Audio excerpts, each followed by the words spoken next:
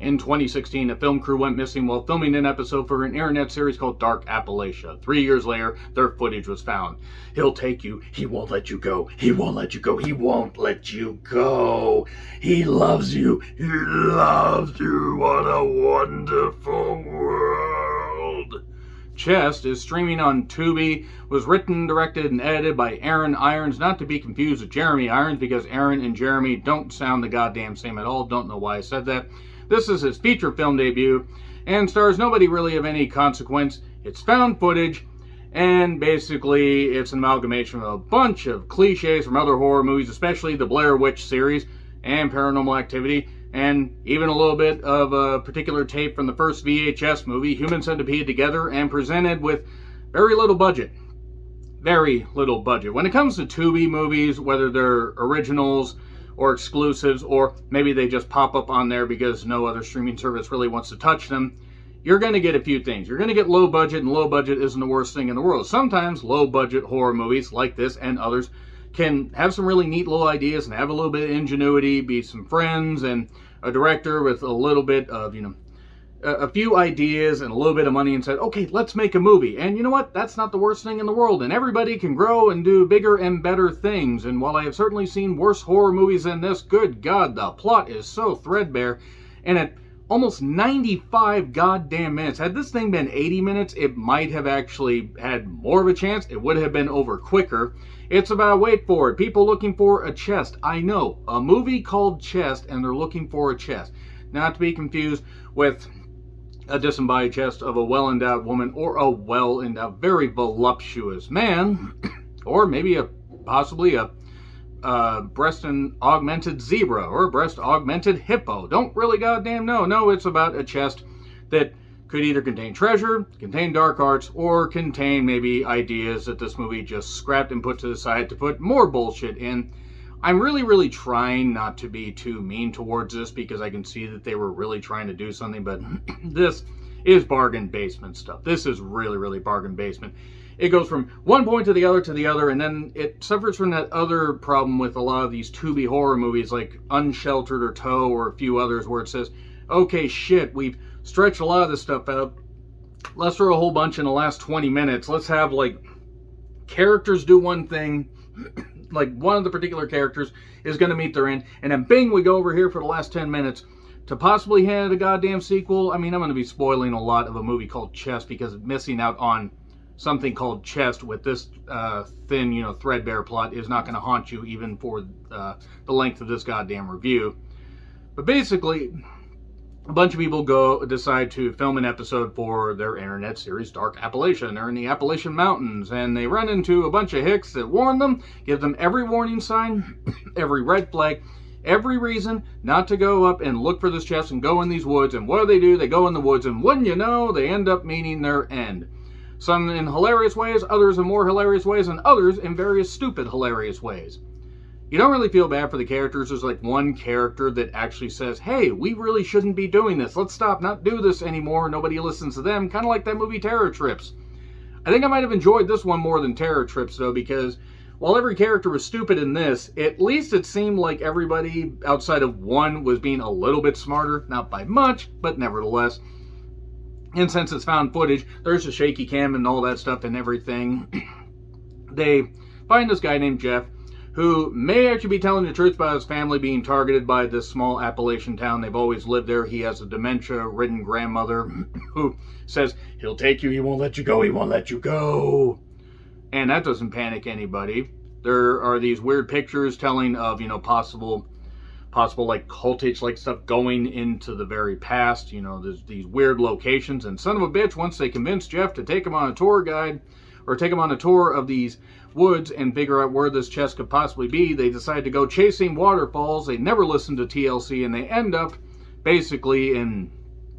up in deep shit. And then it just ends up really going off the rails on a crazy train, and you kind of laugh. You can't help but laugh at this movie.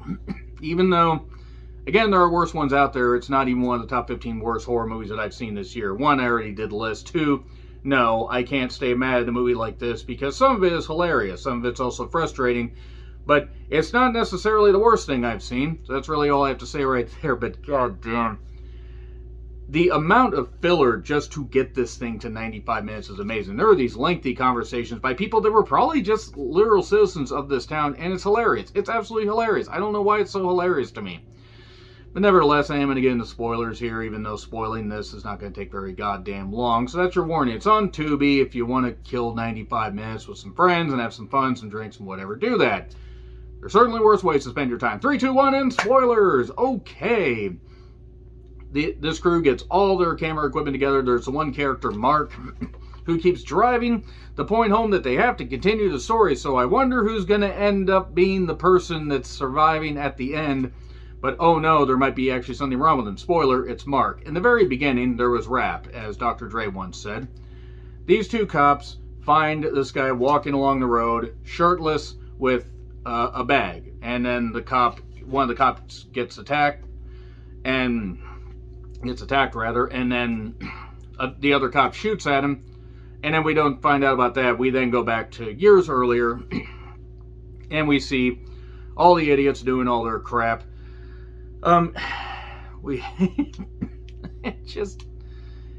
They try to. Everybody seemed like they were just able to do stuff off the top of their head or whatever. I don't imagine there was a big screenplay for this. Everybody just basically, they argue in the Jeep, but then they share stories where they're kind of happy with each other, kind of not. They get to this guy Jeff, his house, and basically what ends up happening is Jeff ends up telling them, well, yeah, my grandmother has dementia and everything, but don't worry, I'll be your tour guide. My family's steeped in tragedy, but I will help you. Then they go to the bar, they find out more about this guy Jeff, and oh, you don't want to go up there. There was this ancient story, back when we settled here, and Indians, Native Americans weren't very happy with us, and there was this Indian guy that told this guy, Jeffrey, don't go in that waterfall. Jeffrey, don't go there. Jeffrey, don't do that. Jeffrey, what are you doing, Jeffrey? And yeah, I'm sorry, I couldn't help it. But it's called Jeffrey's Hell because Jeffrey went into his own personal hell trying to get his dogs back that ran into this weird cave that happened to have this chest. Jeff tells that his family members, all of which have conveniently died off, they found this chest. And then turns out that maybe there's a bit of lying on all ends. Steph, or one of the girls, I forget which one, ended up filming in this house where, hey, oh my god, there's this weird silo thing with these 3 people in cloaks on horses. And then they see them later when they go out camping, while Jeff has just been crashed out, drunk, and decides to take them out in the woods and then disappears the next day after sharing some crazy stories and some revealing stories. And then they're all lost in the woods, but rather than be smart and maybe just go back, they decide to press on because Mark insists on it. Even a hunter warns them, you're not from around here, don't do this, go elsewhere. They don't do that because Mark's a moron. Then they find the waterfall, and then what ends up happening is they all cave dive, or 3 of them cave dive while a couple others stay back. One ends up getting killed, one of the people that stays back, by this creature that gets released because the chest doesn't have anything except a weird CGI spirit that possesses Mark. He kills people with a rock, particularly this one Australian guy, with wet meat hacks was an actual caption in this. I don't know why that was hilarious to me. And then this weird Indian creature thing, something or other, kills everybody. Well, except this one character, Steph, who gets in the truck with this one guy, needing to get away. And then he ends up tying her up because, hey, you let it out, so now we have to basically stop you, and we have to do something to stop this shit. And then he sets her on fire to free her. No, really, this is all stuff that happens. And then, smash cut to a police investigation. And it turns out that Mark was the one wandering around with all the body parts and everything, but there were body parts from 10 to 15 years ago. It doesn't make any goddamn sense. He's been surviving on a diet of raw meat, conveniently. Bit weird, that. And then he's been sitting in there, and then he's interrogated by police, and then he decides to show his absolute power, and then he kills him. He kills him, hinting at a possible sequel. We might get Chess 2 Electric What the Hell Boogaloo. F. It gets an F. I don't mind the ideas behind the movie, and sure, you can have some fun with it, but it's not good. Again, it's not necessary. It's not even close to the worst thing I've seen this year. Not even close.